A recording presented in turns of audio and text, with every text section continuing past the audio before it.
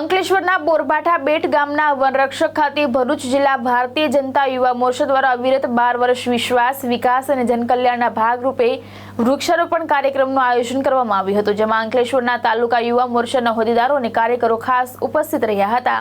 દેશના વડાપ્રધાન નરેન્દ્ર મોદી સરકારના અવિરત 12 વર્ષ વિશ્વાસના વિકાસ અને જનકલ્યાણના ભાગરૂપે ભરૂચ જિલ્લા ભારતીય જનતા પાર્ટી યુવા મોરચા દ્વારા અંકલેશ્વર તાલુકાના બોરબાઠા બેટ ગામના વન રક્ષક ખાતે વૃક્ષારોપણ કાર્યક્રમ યોજાયો હતો। આ વૃક્ષારોપણ કાર્યક્રમમાં ભરૂચ જિલ્લા યુવા મોરચાના પ્રભારી યશભાઈ ગોરાણી અને જિલ્લા યુવા પ્રમુખ શક્તિસિંહ પરમાર ઉપસ્થિત રહ્યા હતા અને વૃક્ષારોપણ કર્યું હતું। આ કાર્યક્રમમાં અંકલેશ્વર તાલુકા ભાજપ યુવા મોરચાના હોદ્દેદારો, તાલુકા પંચાયતના સભ્યો સહિત કાર્યકરો અને ગ્રામજનો ઉપસ્થિત રહ્યા હતા। આ પ્રસંગે પ્રભારી યશભાઈ ગોરાણીએ ગામના સરપંચ દ્વારા કરવામાં આવતી પ્રાકૃતિક ખેતીને બિરદાવી હતી, સાથે સરપંચ દ્વારા અન્ય ખેડૂતોને પ્રાકૃતિક ખેતી તરફ પ્રેરવા બદલ પ્રશંસા કરી હતી। આજરોજ અંકલેશ્વર તાલુકાના બેટભાઠા ગામ ખાતે ગુજરાત યુવા મોરચાના વૃક્ષારોપણ કાર્યક્રમ અંતર્ગત ભરૂચ જિલ્લા યુવા મોરચાની ટીમ દ્વારા અત્રે વન વિભાગ દ્વારા જે સ્થળ નક્કી કરવામાં આવ્યું હતું ત્યાં વૃક્ષારોપણનો કાર્યક્રમ કરવામાં આવ્યો છે।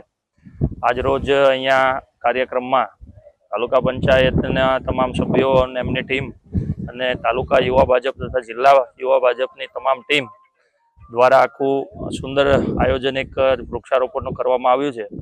અહીં ગામના જે સરપંચ છે એ સરપંચની જે પ્રાકૃતિક ખેતી અંગેની જે એક પહેલ છે તે પહેલ આખી વિગતવાર તમને વાત કરું તો સરપંચશ્રી દ્વારા એમના ખેતરની અંદર આશરે 19 થી 20 જેટલા ફળોની ખેતી એ પ્રાકૃતિક ખેતી કરે છે અને એ પ્રાકૃતિક ખેતી અંગેની માહિતી એમના ગામના તમામ ખેડૂતોને આપીને આશરે 70 થી 80 જેટલા ખેડૂતોને એમણે પ્રાકૃતિક ખેતી કરવા માટે આગળ પ્રેરિત કર્યા છે।